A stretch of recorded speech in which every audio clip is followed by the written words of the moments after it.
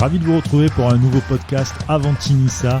Ça fait plaisir par ces temps qui courent là en ce moment de se retrouver et discuter un peu d'autres choses. Voilà, avec Sky et Bada. Salut les gars. Salut Brice, salut tout le monde. Salut les gars. Et puis comme je le disais, podcast un peu spécial. J'avoue qu'on a soufflé un peu le chaud et le froid là. Évidemment forcément. la victoire de Nice qui fait quand même un peu de plaisir. Voilà, et puis.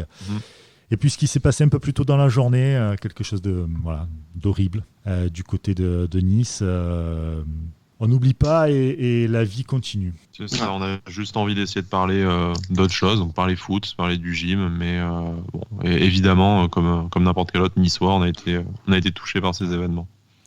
Ouais, c'est ça. Voilà, on va essayer de, comme tu l'as dit très bien, malheureusement la vie doit continuer. Et on pense aux familles et tout ça, forcément. Ouais, on est tous émus et touchés par ça. Et voilà. On va essayer de continuer et de parler football pour se changer les idées. Exactement, on va parler football tout en restant debout et unis évidemment. Et puis par les temps qui courent aussi avec la crise sanitaire, le confinement, etc. Prenez vraiment soin de vous les amis.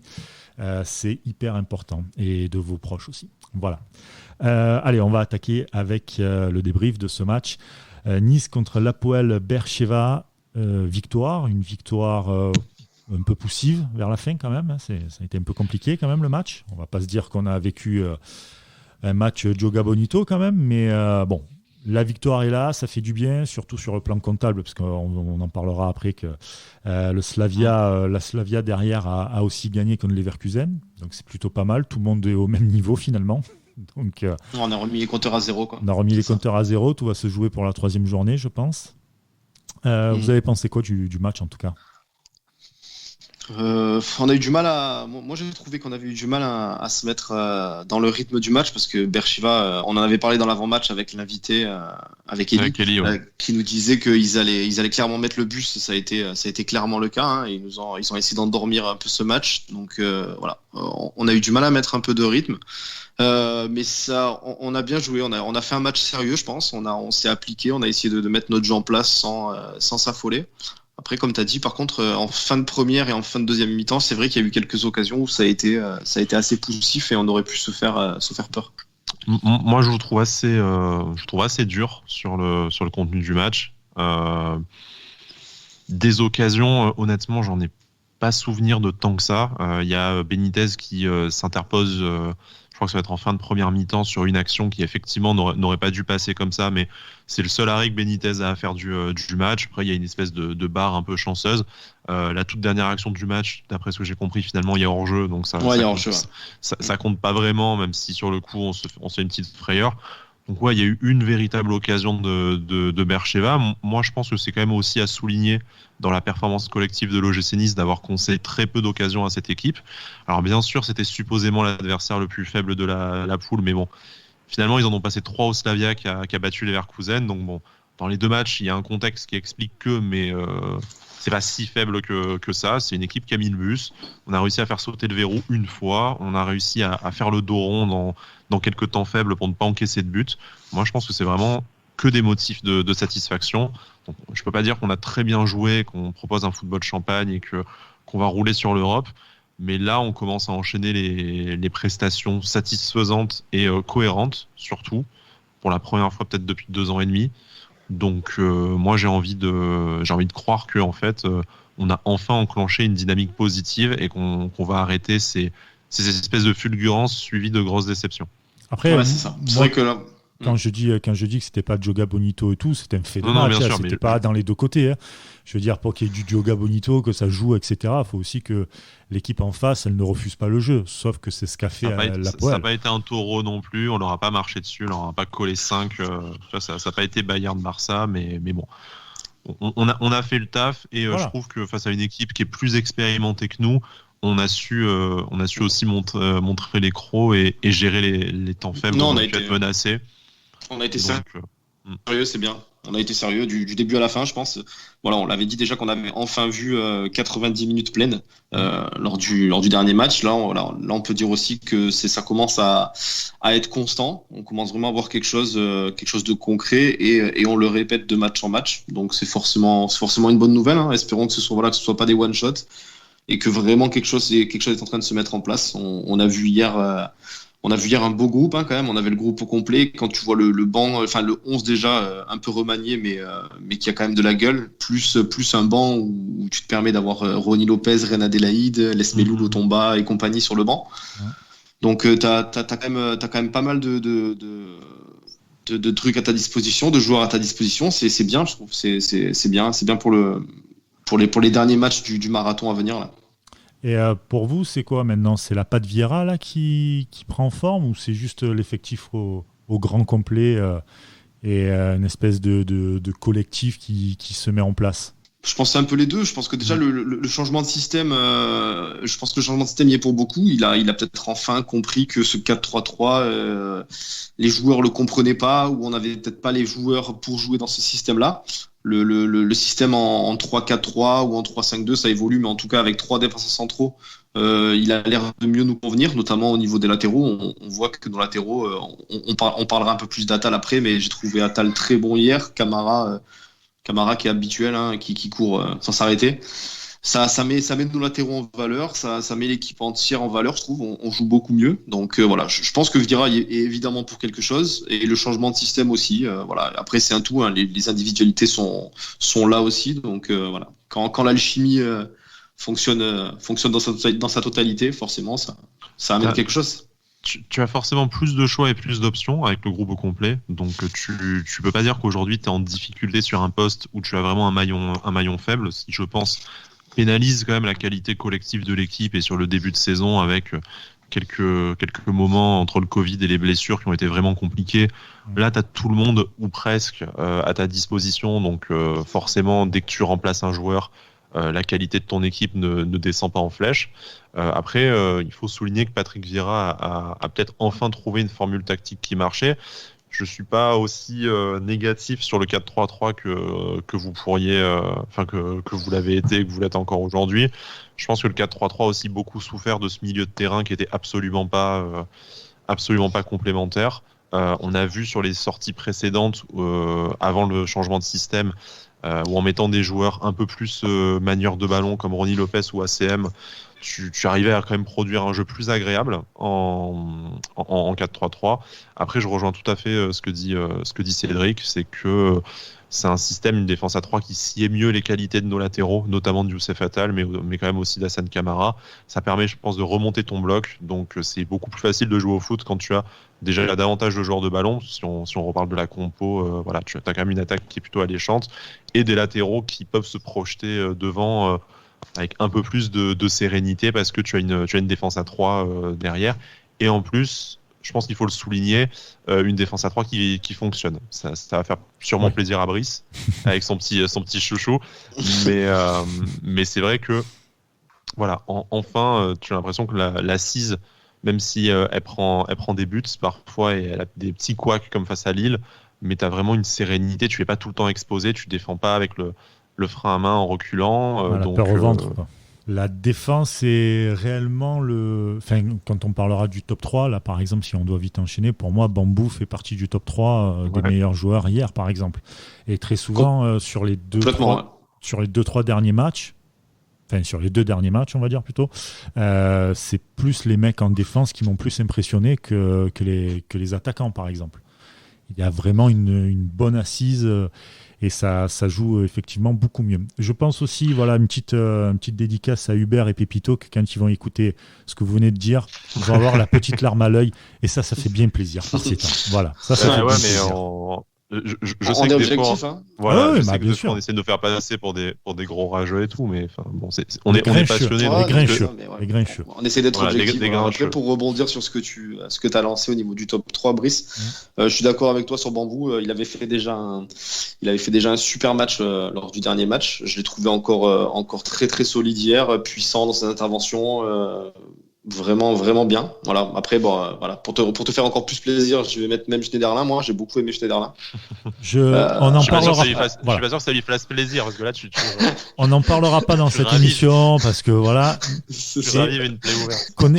Restez branchés pour la prochaine émission. J'aurai beaucoup de choses à dire sur Schneiderlin. Beaucoup de choses à dire. Non, mais oui, j'ai trouvé, voilà. Et puis Attal, c'est vrai que voilà, il y a beaucoup de joueurs de phase défensive dans ce top 3. Mais c'est vrai que pourtant on marque beaucoup de buts, hein, mais c'est bizarrement nos défenseurs sur lesquels on fait le plus de louanges. Donc c'est bien aussi, ça prouve qu'on a une équipe qui est cohérente et qui est homogène. Donc c'est bien. Il crée l'équilibre sur le match. Il crée l'équilibre que tu n'avais pas avant, en fait. C'est sous, en fait. En vrai, tu n'avais pas du tout d'équilibre. Tu as une assise qui te permet de te projeter. Voilà. Avec des milieux qui sont de vraies rampes de lancement. Et pas que forcément des milieux. Tu as aussi Bambou. Je trouve que Bambou, le mec, c'était un contrôle bien orienté pour repartir de l'avant. À chaque fois, c'était ça. À chaque fois. Putain, franchement, ça faisait vraiment plaisir avant où les mecs ne refusaient pas le jeu. Même si c'était un peu compliqué dans ce match-là. Mais voir ce genre de mentalité, putain, ça fait du bien, quoi. Pour des défenseurs, ça fait du bien de voir ça. Et toi, Sky, du coup ? Moi, je trouve pas ça trop bizarre que pour aujourd'hui particulièrement, on loue les joueurs défensifs parce que les attaquants, Gouiri a fait le taf, mais ne fait pas une super prestation. Dolberg, dans la lignée de son match face à Lille, il marque pas. Il a une belle occasion que le gardien de Beersheva quand même dévie, réalise un bel arrêt. Hein, donc voilà, et Claude Maurice montre des belles choses, mais on peut pas dire que ce soit un match réussi pour le trio offensif. Ils ont fait le strict minimum, mais le boulot est fait, les 3 points sont en poche, c'est essentiel. Par contre, je pense que le fait qu'on ait été vraiment relativement tranquille pendant tout le match, c'est aussi le fait de l'arrière-garde qui a fait un très bon match. Je vais forcément citer Bambou dans le top 3 parce que, comme vous, j'étais assez impressionné par son sens du placement, mais aussi par l'engagement physique qu'il a mis en dépit de sa corpulence. Donc vraiment, je trouve que c'est intéressant qu'il puisse enchaîner les matchs et monter en puissance. Donc après avoir face au Slavia et face à Monaco, dans des matchs coup près au plus haut niveau, ce qui lancera. Mais moi, je suis quand même plutôt rassuré sur ses performances. Il a été beaucoup décrié parce qu'on l'a vu 1 fois et demie en début de saison, mais en fait, on s'aperçoit qu'il est loin d'être nul. Donc après, est-ce qu'il sera au niveau attendu dans l'autre extrême, on ne sait pas, mais en tout cas, il mérite d'être revu. Attal, forcément, on a eu beaucoup de soucis, on s'est fait beaucoup de soucis plutôt pour Youssef Attal sur ses dernières sorties. Peut-être qu'on a été trop impatient parce que on en attend toujours beaucoup plus des joueurs qui sont surdoués que des autres, mais peut-être que physiquement c'était vraiment dur pour lui. Et vu que son jeu est basé sur la vivacité, la répétition des efforts, s'il n'était pas à 100% physiquement, ses gris ne passaient plus. Il se transformait en jeu un peu stéréotypé. Là, au final, il a joué comme on connaît Youssef Attal et ça a été brillant, j'ai trouvé. Franchement, son apport offensif, sa qualité de centre qui a été beaucoup décriée, a été vraiment très très précieuse sur ce match face à Beersheva. Donc très content, à voir si c'est pas un one shot comme dirait Cédric et que les performances s'enchaînent. On le souhaite en tout cas. La concurrence lui amène beaucoup de bien en tout cas, je trouve moi. Il y a de ça, je pense aussi, parce que Lotomba a enchaîné les bonnes performances, donc tu as vraiment intérêt à cravacher, mais c'est bien que ce soit remis la tête à l'endroit et au foot. Après, en troisième joueur, beaucoup de monde a fait une belle performance. J'aime pour un peu me distinguer de ceux que vous avez déjà cités. Je citerai volontiers Kefren Turam qui enchaîne les matchs. Il a pas été forcément bien meilleur que d'autres, mais je trouve que toi, t'as apprécié Schneiderlin. Moi, j'ai envie de parler de Kefren Turam parce que c'est un milieu qu'on a jugé peu complémentaire tout au long de la saison. Et là, je trouve qu'ils commencent tous deux à trouver leur place. Donc, je suis pas sûr que de façon pérenne, ce soit vraiment le meilleur milieu à aligner. Mais je trouve que Thuram se lâche un peu plus. Donc, est-ce que c'est parce qu'il a moins de joueurs il y a moins de joueurs qui s'empilent devant lui. Est-ce qu'il est un peu libéré des tâches défensives par la défense à 3? Je sais pas. Mais là, on l'a retrouvé vraiment dans un volume de jeu plus important que d'habitude. Et il a fait le taf. Voilà. Et je trouve qu'il dégage beaucoup de sérénité en plus. Pour son jeune âge, il n'hésite pas à descendre, prendre le ballon, à le remonter lui-même. Il prend ses responsabilités, il se cache pas. C'est bien ce qu'il fait vraiment. Je pense qu'on serait incapable de faire un flop 3 par exemple. Donc moi j'ai cité Thuram comme vous Schneiderlin, on aurait pu citer Dante qui fait un match patron, Enzo moi qui fait un excellent match. J'ai pas cité Schneiderlin. Moi je le mets dans mon flop. Voilà. C'est tout. On saura pourquoi. Hashtag mec aigri. Voilà. Bon, allez, on va passer maintenant. Oui, voilà. Ouais. Vas-y, je t'en prie. Je t'en prie. Non, je disais oui, c'est sûr que c'est compliqué de citer un flop 3 sur ce match-là. On peut un peu trouver toujours des petites bêtes à droite à gauche, mais dans l'ensemble, tout le monde a fait un bon match. C'est ça. Ouais. C'était un match quand même compliqué, donc ils ont bien réussi. C'était le match un peu piège, j'ai envie de dire. Tu sais, les petites équipes comme ça qui jouent bloc bas, très, très serré au niveau du bloc et tout. Ça, et puis c'est dans ces matchs-là que tu apprends le plus, je trouve, finalement. Où, dans l'adversité comme ça, où tu te dis normalement tu es plus fort, tu n'arrives pas à passer et tout. Et c'est vraiment là où tu apprends à faire vraiment les différences et à te dire que finalement c'est dans ces matchs-là où la seule action que tu as, tu dois la mettre au bout. Point. Parce qu'après tu sais que tu n'en auras peut-être pas d'autres. Et pour insister sur ce qu'a dit Cédric tout à l'heure, on s'est aussi prouvé dans ce match qu'on était capable d'avoir des résultats et d'avoir une animation collective, à défaut d'être excellente, satisfaisante, même en faisant tourner. Et ça, je trouve que c'est important pour la vie du groupe et pour les prochaines semaines, parce qu'on avait un banc avec énormément de titulaires de ces dernières semaines. Et au final, tu arrives à produire quelque chose de tout à fait cohérent sans eux. Et ça te permet d'aborder, pour faire un peu la transition, le match de ce week-end en se disant, bah cool, t'as des munitions parce que t'as pas fait jouer Les Melou, Ronny Lopez et tout. Donc tu peux aligner une équipe fraîche dimanche et avec des arguments à faire valoir. Carrément. Quelle transition. Ouais. Quelle transition. Franchement, on a l'impression que c'est travaillé. Le Jean-Pierre Pernaut d'Avantini, ça, quoi. Incroyable. Je suis sur le cul. Bah ouais, donc le match Angers-Nice, n'oubliez pas, un truc toujours compliqué d'aller jouer à Angers. Toujours compliqué depuis 3-4 ans à peu près. Ils jouent très, très défensif. Angers qui vient d'aller gagner à Rennes, d'ailleurs. Qui vient d'aller gagner à Rennes, c'est pas rien. C'est pas rien. Et le truc qu'il y a, c'est que Rennes a joué la Ligue des Champions. Ils perdent. Nice a joué la Ligue des Champions contre Lille, match nul. Là, vous allez voir, il y aura très certainement un match nul. J'en suis persuadé. Putain, c'est encore une de tes théories des matchs nuls. Le statisticien est de retour. Ah non, mais arrête, quoi. Bah, en tout cas, je vous avais dit match nul, c'est passé le match nul. Et quand j'ai dit à mes potes, j'ai quelques potes rennais quand même, où j'ai dit, vous allez voir, au moins, c'est le nul ou la défaite. Bon, ben voilà, ça a été la défaite. Là, je vous le dis, vous verrez, ça sera, je pense, un match nul. Vous verrez. Okay, parce que on se garde pour tout à l'heure pour faire les bêtes ou on les fait tout de suite?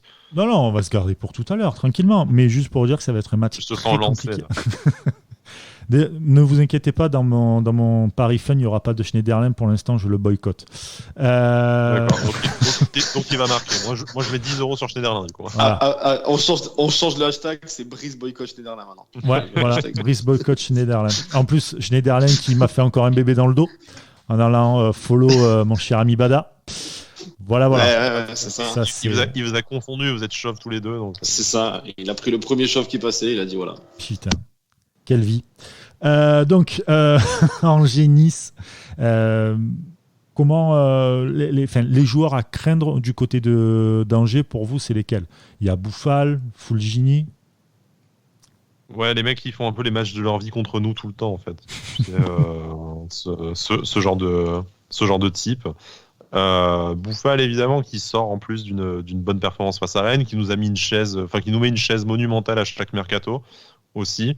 Donc pour moi, tout est écrit là pour que l'histoire soit en marche et qu'il marque contre nous. Après, c'est vrai que Angers, on n'a pas le plaisir, compte tenu des circonstances, d'avoir un invité scoïste pour en parler mieux que ce qu'on va faire là, mais c'est une équipe assez difficile à manœuvrer chez elle, qui nous réussit pas forcément historiquement, sans être une bête noire, mais qui est en tout cas pas notre proie préférée. Et qui se transforme en croqueuse d'équipe européenne. Après, c'est quand même une équipe qui prend des buts tout le temps, donc je pense qu'avec les armes offensives qu'on citait tout à l'heure, on aura de quoi faire, mais je pense que oui, match nul le lendemain de victoire en Coupe d'Europe, c'est... Il y a Schneiderlin qui vient foutre bordel chez Bada. Voilà, ça c'est dit, c'est fait. Donc Désolé voilà, pour ce petit bruit. Moi, sans déborder sur les bêtes, ça va être... Le but, c'est d'essayer de pas perdre, de pas laisser Angers te passer devant au classement, surtout parce qu'ils font un très bon début de saison, ils sont 8e, ils sont un point derrière nous. Donc ça va être, Mais en fait, ça va être un bon test pour la suite. Si tu regardes, Angers, mis à part contre Bordeaux, Angers à domicile n'a pas perdu. Voilà. Ils ont gagné contre Reims, donc un concurrent direct, si on peut dire, quand même. Voilà. Ils ont donc perdu contre Bordeaux 2-0, ce qui est incroyable quand même. Bordeaux absolument claqué comme club. Désolé. Angers-Bordeaux, t'imagines, il y a des gens qui ont payé pour regarder ce match. Vraiment... Ouais, bon, ça c'est autre chose. Bon. C'était gratuit, mais bon, c'est gratuit. Voilà, je savais pas quoi dire, mais voilà, c'est gratuit. Tu vois, ils gagnent à l'extérieur contre Nantes, ils font match nul contre Metz chez eux, ils gagnent contre Rennes, et là, donc Angers-Nice, vous verrez que ça sera un match nul. C'est une équipe très solide, comme tu dis, ils prennent quand même pas mal de buts, c'est vrai. La théorie. Oui, la théorie des planètes va s'aligner. Et vous vous foutez de ma gueule, mais vous allez voir quand ça va vous arriver. Vous allez voir. Bah, écoute. Le match nul. Vous allez tous bégayer en lettonien. Tu vas bien finir par avoir un bon match nul au bout d'un moment quand même. Mais je l'ai déjà eu contre Lille. Un bon prono, ça va peut-être passer. Mais je l'ai déjà eu contre Lille, les gars. Arrêtez. Mais le talent. Hashtag le talent. Ah, c'est le talent, qu'est-ce que tu veux, c'est comme ça. Non, mais vraiment, pour revenir plus sérieusement à Angers, je pense que ça va être un peu compliqué. Il y a quand même des joueurs qui veulent faire des gros matchs et qui veulent profiter aussi de ces faiblesses-là de certains clubs qui ont joué l'Europa League ou même la Champions League. Donc, il faudra vraiment faire attention. Et puis, est-ce que pour vous, il faudrait lâcher le match pour faire un focus sur le Slavia ? Enfin, sur le match de l'Europa League. Lâcher le match, non, parce qu'on l'a dit et on l'a vu au dernier match, on a un groupe quand même qui commence à être étoffé. Vu que là, on a l'air d'être encore au complet, donc on a l'air d'avoir un groupe étoffé, avoir des armes sur le banc. Donc je pense qu'on peut arriver à avoir un 11 cohérent en faisant un minimum tourné. Je pense c'est aussi. Ça, et je pense que comme tu disais, voilà, tu sors. Je pense qu'on est encore assez tôt dans la saison. Les Smelour, Ronny Lopez ont 60 ou 90 minutes dans les jambes et pourront enchaîner jeudi. Il y a l'imminence de la trêve aussi qui va permettre à certains joueurs qui ne sont pas internationaux, comme ceux que j'ai cités, de se reposer. Mm-hmm. C'est vrai que c'est un peu sur des postes comme Gouiri qui commence, je pense, à sentir un peu les matchs passés pour son organisme, qui n'a pas l'habitude de répéter les efforts au plus haut niveau comme ça. Est-ce que tu décides d'aligner Gouiri ou est-ce que tu te contentes de ne mettre que Dolberg et de le faire rentrer en super sub à la fin ? Sans dire qu'il faut lâcher le match, je pense qu'il y a une petite réflexion sur 2-3 postes pour Patrick Vieira, où tu vas devoir te poser la question de qui tu mets face au Slavia et qui tu mets face à Angers. Mais je rejoins Cédric dans le sens où tu es censé faire un résultat face aux deux équipes. En tout cas, aujourd'hui, tu as l'effectif pour. Et pour parler d'un ancien Angevin, tu as peut-être enfin de quoi titulariser Reine Adélaïde, ce qui va aussi te permettre de soulager ton milieu de terrain. Reine Adélaïde qui a fait une entrée, je pense qu'il a de suite marqué. J'ai vu sur Twitter là, que tu as été séduit tout de suite. J'étais debout sur mon canapé en criant son nom. Une vraie groupie. Non, mais techniquement, je vais faire des cauchemars parce que je visualisais cette image. Ah, ça va, j'ai pas dit, j'étais habillé, c'est bon, calme-toi, t'inquiète pas. non, mais il est vraiment à l'aise. Tout, c'est fort, hein. De suite, tu sens de suite que le mec a du ballon, chaque prise de balle, chaque accélération, c'est bien, voilà. On a hâte de voir quand il va être à 100% de quoi il sera capable, mais ça augure de bonnes choses quand même. Bah écoute, on espère que ça sera en tout cas contre Angers. Tiens, on va faire les paris sportifs. Allez, moi je me mouille, le nul, 3,40. Même cote que Nice, ouais. Vous verrez, 3,40 aussi. Vous verrez que la stat, ça va passer. Le nul. Ensuite, toi tu mets quoi, Bada ? Tu mets nul aussi ? Ouais, je vais partir sur le nul. On va essayer de pas trop être optimiste au risque d'être déçu. Donc, je vais partir comme toi sur le nul à 3,40. Ok, parfait. Ouais, je vous suis aussi. Oh, j'ai été convaincu par l'explication statistique du professeur Brice. Donc. C'est beau. Vous vous foutez de moi, mais vous allez voir. Vous allez gagner grâce à moi. Vous allez gagner. Au niveau des buteurs, toi, tu as mis Dolberg, Sky ? Évidemment. Je soutiens l'Écosse désespérée. Donc, non, voilà. Il fait quand même un bon match face à Lille. Il doit marquer sans un exploit du gardien de Beersheva. Donc je pense que là, naturellement, surtout si Vieira éventuellement n'aligne pas Gouiri, c'est le moment pour lui de marquer. Alors, il faut savoir un truc, c'est que Johnny et Dolberg, Loïs, Johnny et Dolberg ont la même cote, 3-10. Je sais pas si c'est... C'est insultant. Voilà, je savais pas si c'est cool pour Johnny ou si c'est insultant pour Dolberg. Je sais pas trop comment le prendre. Je suis choqué et déçu. Voilà, choqué et déçu. Voilà. Il faut voir de quel côté on le prend, c'est ça. C'est ça. Mais ouais. Moi, pour le buteur, ouais, il faudrait. J'ai pas la cote de sous les yeux là, mais pourquoi pas un petit Reine Adélaïde. Je pense qu'il va avoir un peu de temps de jeu, donc pourquoi pas. Un petit Reine Adélaïde, c'est 5,90. Quand même. C'est un 5,90. Voilà. Ah ouais, c'est pas mal. Non, c'est pas mal. Pourquoi pas. Franchement, ça peut le faire. Moi, je verrais un but de Fulgini, 4,50. Après, on dit de moi qui suis le traître et qui parie contre Nice. Mais non, mais attends, à un moment donné. Mais Fulgini, historiquement, il fait tant de matchs de sa vie contre nous. Non, Fulgini, j'ai l'impression qu'il marque chaque année contre Nice, le gars. Donc, voilà. Donc c'est bien pour ça que je veux mettre ce truc-là pour gagner. Il y a même l'église et tout derrière, c'est incroyable. Faut dire à Morgan Schneiderlin d'arrêter là, les gars. Putain, c'est aujourd'hui. C'est folklore chez moi. Les travaux, l'église, il y a tout, les gars. Saint-André City s'anime. Ouais. C'est ça. C'est les Champs-Élysées, les gars, vous savez pas. Ah bah putain. Côté cote à plus de 3, vous avez mis quoi? Moi, niveau fun bet, je vais faire un fun bet écureuil. Je vais mettre score exact 1 partout. Donc c'est quand même coté à 5,50. C'est pas mal. Mais en même temps, je le sens bien arriver. C'est bien le genre de match pourri où tu fais 1-1 et puis voilà. Et c'est bien une première fois où c'est moi qui vais te suivre, mon cher Sky, incroyable. Où je te suis là-dessus, 1-1, 5,50. Eh ouais. Et ben comme ça on sera 3 parce que j'avais visualisé ça, j'avais pas vu grand-chose d'autre. Je parle, le mec il a juste pas préparé ses bêtes et là genre ouais c'est quoi les codes. Mais là je suis en train de regarder en même temps en plus et puis je vois rien de vraiment beaucoup d'originalité dans ces paris sportifs, vous l'aurez remarqué. Aujourd'hui c'est bon, après c'est Angénis les gars aussi, on va avoir du mal à se transcender sur Angénis non plus il faut être honnête. J'en sais rien, peut-être que Vieira va nous sortir un truc, on va se dire waouh, quel entraîneur. Peut-être que Marcelo Vieira va nous sortir. Il va écouter avant Nissel et dire ouais, ils sont pessimistes, regarde. J'espère qu'il écoute et on le salue, évidemment. Et on salue Collioure aussi. Et on salue Collioure en même temps. Voilà. Écoutez, on va encore une fois terminer sur Collioure. Ça fait plaisir de terminer sur cette magnifique ville. On va les taguer à force. On va les taguer à force, ouais. Ça va finir comme l'autre Père Ferretti, on va se faire des trucs. L'émission, bientôt un partenariat avec l'Office du tourisme de Collioure. Après le Nicaragua, passons à Collioure, c'est plus proche. C'est plus proche. Peut-être moins de chance de te faire décider là-bas en plus. C'est ça. Bon les gars, merci beaucoup en tout cas. Merci à vous qui nous avez écoutés. Encore une fois, soutien et pensez aux proches des victimes. Voilà.